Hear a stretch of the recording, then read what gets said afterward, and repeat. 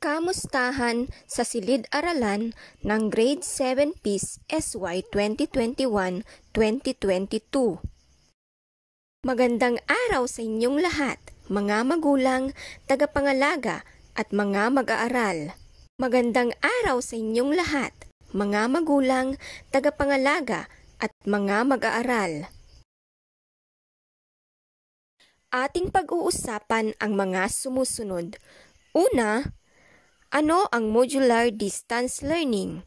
Pangalawa, ano-ano ang mga 5 P's? Pangatlo, mga dapat tandaan sa paggamit at pagsagot ng modules, activity sheets at iba pa. Pang-apat, ang school calendar. Pang-lima, mga gabay ng mga magulang at mga mag-aaral. At ang panghuli, ang grading system. Ating pag-uusapan ang mga sumusunod. Una, ano ang modular distance learning? Pangalawa, ano-ano ang mga 5 P's? Pangatlo, mga dapat tandaan sa paggamit at pagsagot ng modules, activity sheets at iba pa. Pang-apat, ang school calendar. Pang-lima, mga gabay ng mga magulang at mga mag-aaral. At ang panghuli, ang grading system. Bago ang lahat, nais ko munang ipakilala ang aking sarili. Ako nga pala si Ginang Rachel Ann G. Abella, ang inyong tagapayo at guro sa Filipino 7. Ako ay may 32 taong gulang.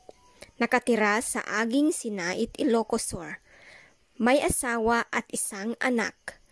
Naglilingkod bilang guro sa loob ng 8 taon.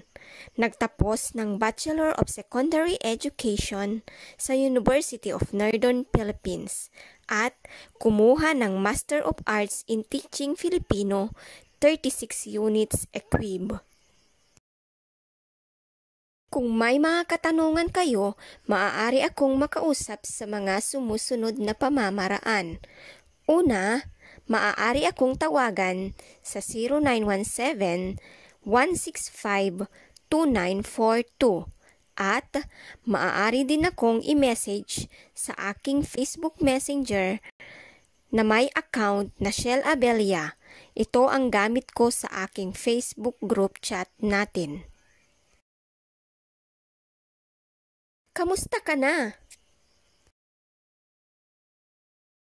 Handa ka na ba sa taong panuruan 2021-2022? May mga gamit ka na ba sa klase? Tara, kwentuhan tayo. Ipakilala mo nga ang iyong sarili. Maaari mo munang ihinto ang video na ito at i-comment sa ibaba ang iyong kwento. Ikinagagalak kitang makilala. Sana ay makita kita sa personal balang araw. Ano ang modular distance learning? Ang modular distance learning ay isang paraan ng pagkatuto kung saan ay binibigyan ng modules ang mga mag-aaral at pag-aaralan nila ito sa tulong ng kanilang mga magulang o guardian. Ginagawa ito kung hindi posible ang face-to-face classes. Ang mga module ay ginagawa sa paraang madaling maintindihan ng mga mag-aaral. Ang mga gawain na nakapaloob sa mga module ay nakabase sa mga kakayahang inaasahang makita sa mga mag-aaral pagkatapos pag-aralan ng mga module. Sa ating lugar, ang gagamitin ng mga mag-aaral ay printed modules. Ang mga printed modules ay libre at walang bayad. Ano ang 5 P's? Una, paghahanda. Pangalawa, pagtungo. Pangatlo, pag-aaral. Pang-apat, pagbalik. At ang panghuli, pagtugon. Paghahanda. Ihahanda naming mga guro ang mga modules, activity sheets, weekly home learning guide ng mga mag-aaral sa self-paced learning. Pagtungo. Base sa napagkasunduan, tutungo ang mga magulang o tagapangalaga sa isang partikular na lugar ng inyong barangay upang makuha ang modules sa nakatakdang schedule. Mahigpit na ipapatupad ang health protocol kapag pupunta sa naturang lugar. Pag-aaral. Aaralin ang mga modules. Kung may mga katanungan ay dumirektang magtanong sa inyong mga guro. Maaaring tawagan o magpadala ng mensahe sa messenger. Pwede rin namang humingi ng gabay sa inyong mga magulang, tagapangalaga o di kaya'y sa inyong mga kapatid.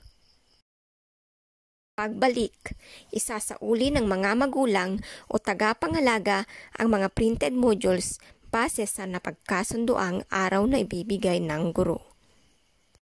Pagtugon. Para matugunan ang iyong mga katanungan, pwede ninyong tawagan ang inyong mga guro o magpadala ng mensahe sa nagawang group chat. Narito naman ang mga paalala sa paggamit sa printed modules. Una, gamitin ang mga modules na may pag-iingat. Huwag lagyan ng anumang marka ang iyong mga modules. Siguraduhin ding malinis ang folder. Ikalawa, gumamit ng isang buong papel sa pagsagot sa mga itinakda ng guro na mga gawain sa modules. Pangatlo, basahing mabuti ang mga panuto bago gawin ang mga gawain. Pang-apat, maging tapat sa pagsasagawa ng mga gawain. Panglima, tapusin ang mga kasalukuyang gawain bago pumunta sa susunod.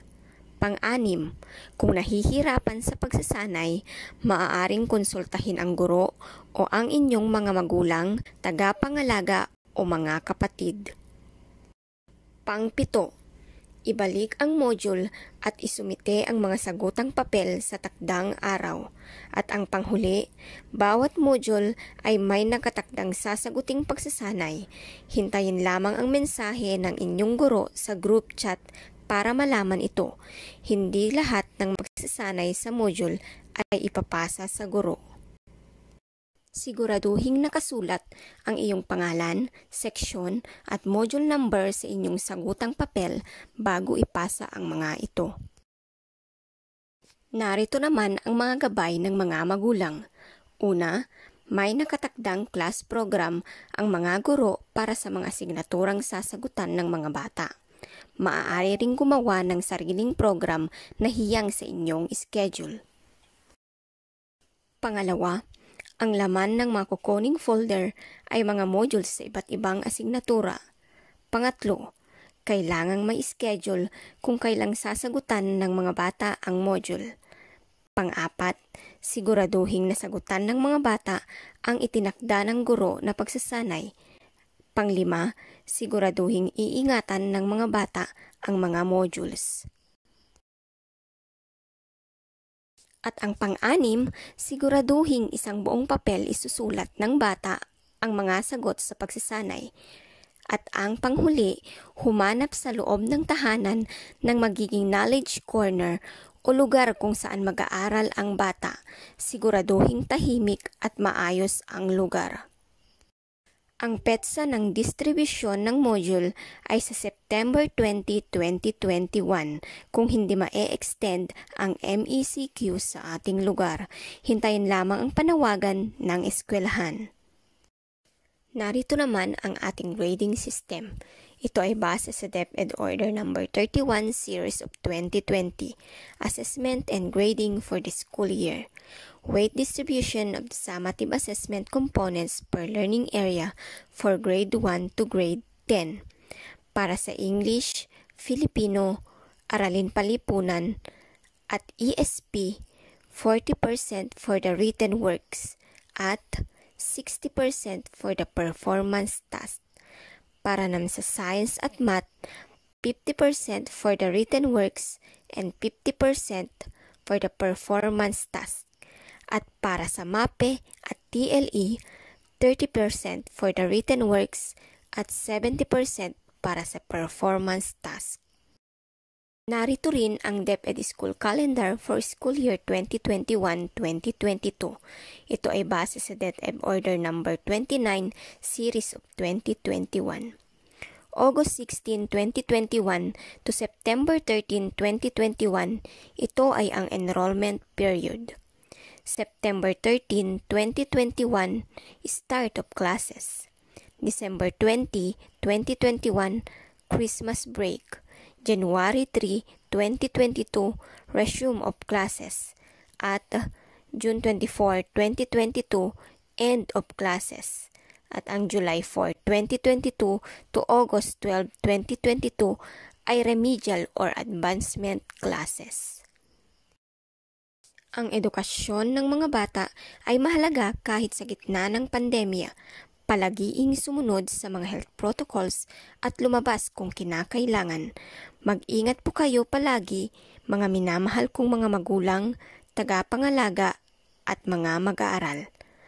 Tayo ay sama-sama sa pagsulong ng edukalidad.